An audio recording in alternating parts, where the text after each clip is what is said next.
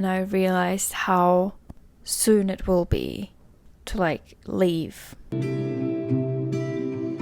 I remember the story. I remember sitting there. Like, I spoke with my manager and with my friend. It was just right before the end of my shift, and I realized how soon it will be, and everything came over me like a wave, and I just went outside, sit down, sunglasses on, cap on, AirPods in, just staring in the sky and trying to sort the overwhelming feeling and the thoughts and everything. I was sitting outside and I recorded it, and like I posted it as well, and I will read the thoughts I had in this situation, which I also posted already. That was end of July, to make it easier to follow.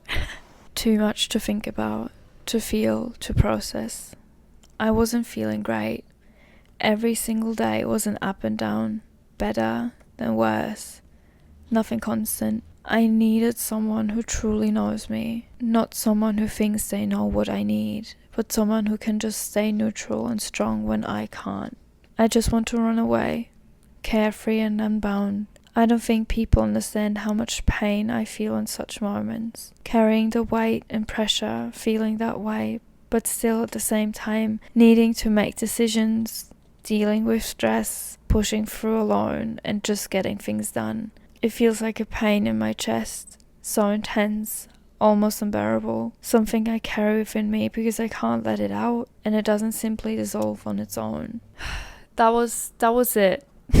And then the next day, I think it was my day off, and even that I felt so much in this moment. The next day, I just got it together again. I woke up and I made a list of like the things I have to do: selling my car, sorting out my job, selling everything on Marketplace, packing a package to send back home, all the tiny shitty little things you have to do. And then I was so productive, and I was like, I felt really good. I was so productive, and then I think I was finished by midday, by noon, maybe 1 p.m. And there was a small moment where I finished everything and I sat down and I was like, is that it? Is that what I'm gonna do now? Even though I knew what I should do, what was best for me, I kept coming back, reconsidering my decision. And around the same time, and I just realized that's like my tactic. I started with like the brilliant idea to rebrand the store I manage, because that's what I do. If I feel low, if I'm in a shitty situation, if I feel really, really down, I pull myself out by just starting a new project I really believe in. So I was like, perfect, great idea, best time to start this big project, rebranding the store. And like that gave me so much purpose, and I really enjoyed it. And like that's also one reason why I kept coming back, reconsidering it, because I was like, I can be happy here, and like I can make it work. And that's the thing. I always think that, and I always thought that, and I knew that I can make it work. But just because you can make it work doesn't mean that you should. It was so hard to describe, but it was so hard knowing that you should go, but now you find like a bit of purpose and a bit of hope again, and you're like, oh, I don't necessarily have to go. I could stay here. So it was a pain. It was a pain, really, really. All of that was end of July. When I got back from Montreal was mid of June, and then Toronto was beginning of July, and then I got back around the 10th, I think. And then I had like my call with my therapist around mid-July, and that was end of July. And then one of my friends got back beginning of August, and we met, and I told him about everything, what he missed. I told him what I went through and like what I did and thought and all that in the past few weeks before he got back. And I, all in all, just did not felt good. I felt terrible. I felt really, really bad. And I felt really, really alone. And that's one message I sent him, what I'm gonna read. And like I put that into one of my texts as well. It just feels like a mess right now. I know it will be better as soon as I leave, but right now I just need a break from my life, a break from my feelings, a break from myself. And all that, yeah, I know, it's heavy. It's heavy. And that's exactly what I've been carrying around in my chest all the time. Being alone, a lot, quietly, until it becomes heavy. I spoke with a friend about it. Being by yourself and traveling alone is one of the most amazing things and feelings you can experience. But I think I pushed myself over and over again. And I definitely passed the point where I should have stopped. And when it became heavy instead of light, not necessarily traveling alone, but being alone. Yeah. When he got back, there's a festival. I don't even know if you can describe it as a festival. Crankworks. Some people that are into mountain biking, they know exactly what I mean. I had no fucking clue what it was. I had no idea how to say it a week before. It's Crankworks, right? Crankworks. Yeah, it's Crankworks. God, it's Crankworks. And there's the Red Bull Joyride, and that was, for me personally, the worst day because I felt so bad. And that was the perfect example of like feeling truly alone, even if you're surrounded by 1,000 of people. And I went to joyride with with this one friend that got back. And I was working in the morning. I was really quiet at work. I was like breathing like really deeply and like heavily a few times, because sometimes if I breathe like really deeply, it just feels way lighter in my chest. But that was not the case. I could breathe as many times as I wanted. It was not possible. And yeah, we went to joyride and it was crazy. It was, I would lie if I would say it was fun. I was just there. But we went to get some food after, and then he went home with his friend and I went home.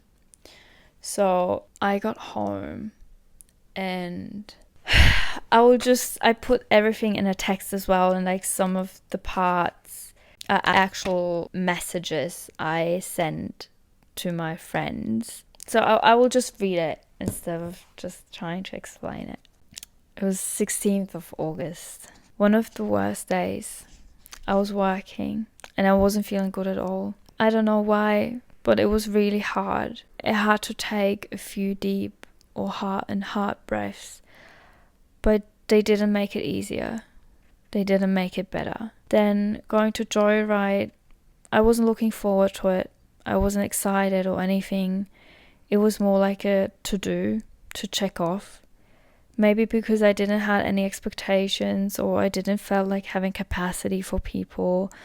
I was just there. I don't know. I was just there, but really feeling not fully somehow. I hope to not see anybody, because if people ask me how I am, God, what do I say? Definitely not that I'm good, and saying not good feels understated. How I am? Indescribable, but it hurts. It feels not good at all. It feels like nothing actually. I got home, not knowing what to do with myself. I took a nap and I woke up, and I felt, even that it was only for one short moment, truly alone in the world, as it would be just me, isolated. What to do? I don't know. When I started posting all the stories, in the first few stories I said, oh yeah, I didn't lose myself back in Montreal. I know how it feels. I went through that already, yada yada yada. And then when I uploaded one of the stories saying that, it was mid or end of July, I actually realized that I haven't felt hungry. I haven't felt tired in the past.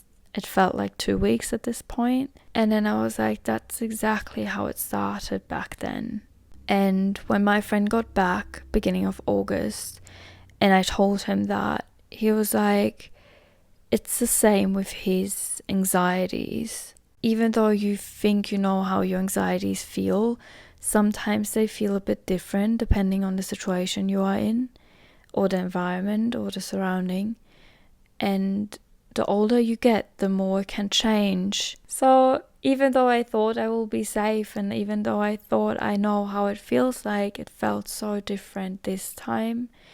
And it happened before I actually realized.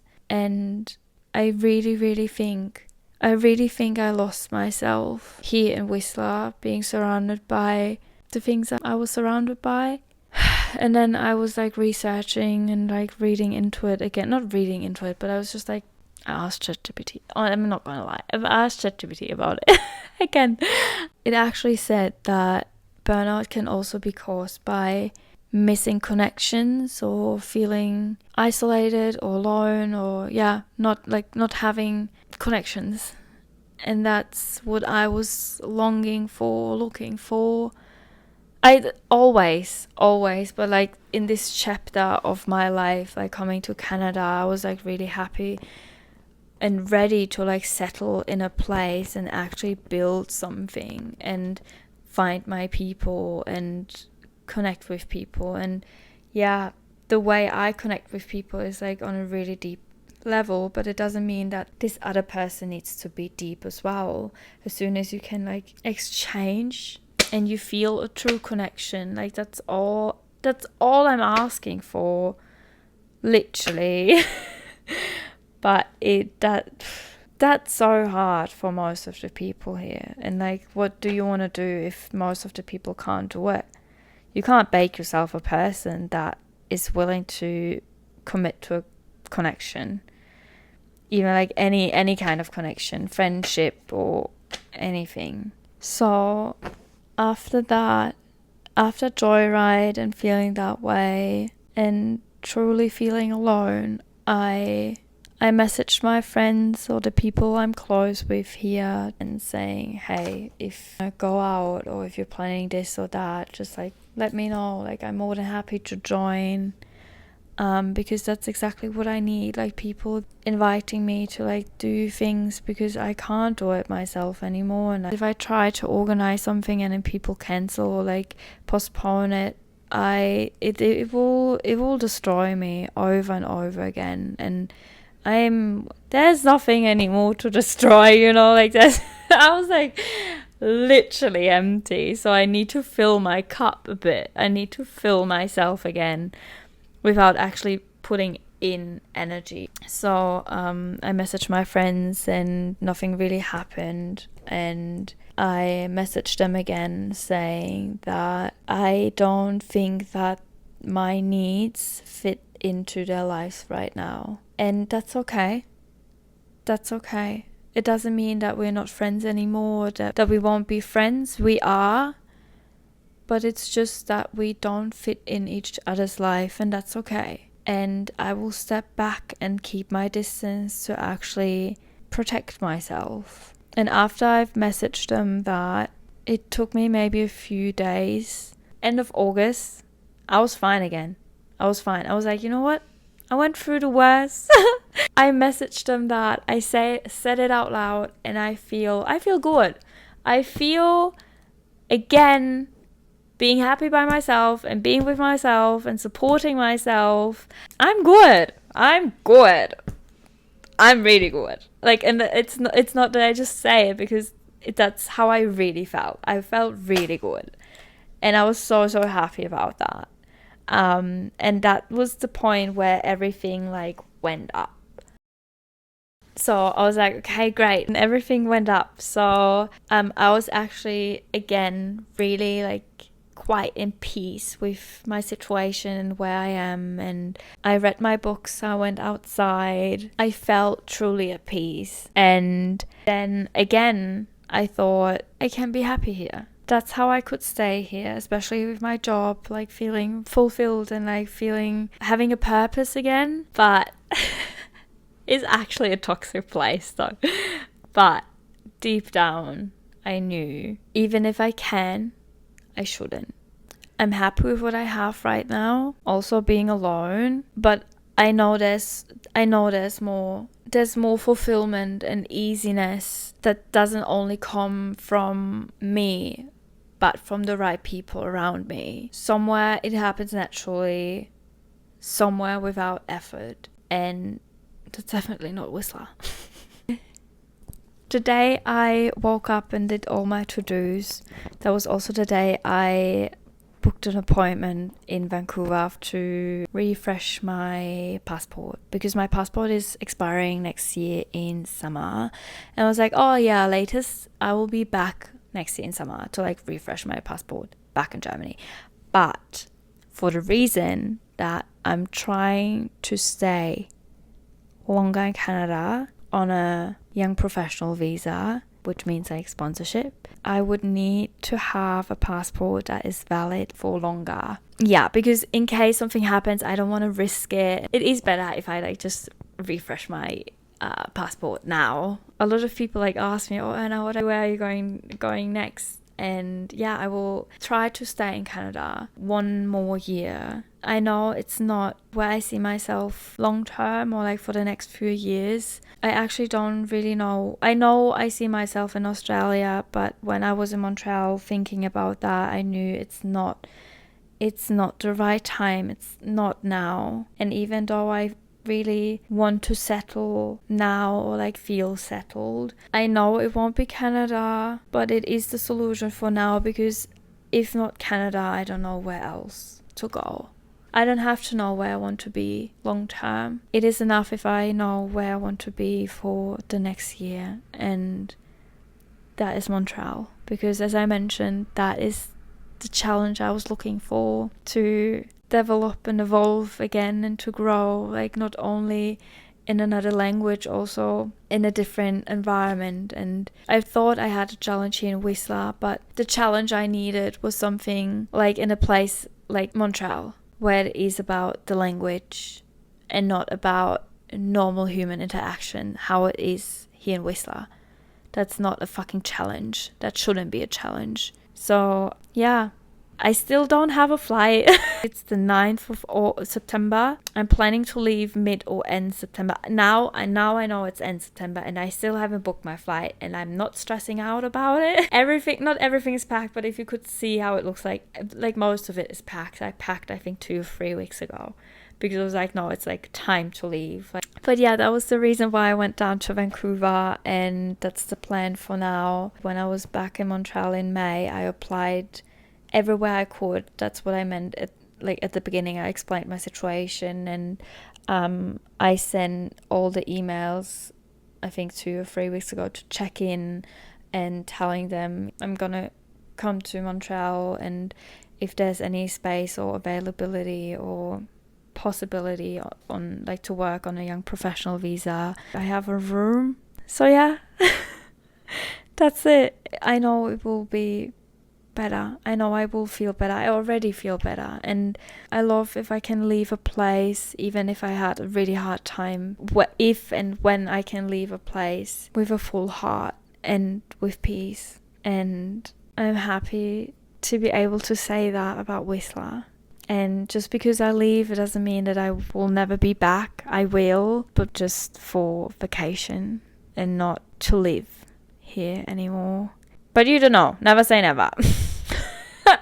But yeah, everything I mentioned in this episode, everything I posted, I share how I feel and what I'm going through to show you that even when it's shit, nothing lasts forever. And I share it to motivate and to remind you that nothing is permanent, everything is temporary. And yes, sometimes you can't change it immediately, but there's always a reason to keep going and work through it. And if I wouldn't share it, if I wouldn't talk about it, I don't think I would be able to keep going.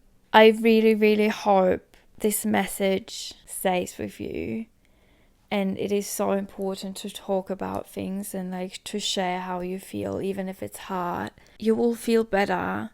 Maybe you will feel worse in the first moment, but it will be better after. And sharing all of this, like the background stories, what happened that you didn't see but read afterwards. I also share it to remind you that not everything you see online is how you think it happened. Best example, the Coldplay concert. There are so many things happening even behind one single story. So never compare yourself. You're on your own path, in your own pace. And every single soul, every single person is on a different way, on a different journey. And just because someone is there or here or sharing this or that, it doesn't say anything about your life and what you do or what you're going through or where you are, because your life has so many beautiful things waiting for you, and you will reach them sooner or later. It's just, everything is all about the journey, not the goal. So embrace the journey. How do you say consulate? Consulate? It's consulat in German. Consulat. I guess it's the same. I'm just assuming it's the same word.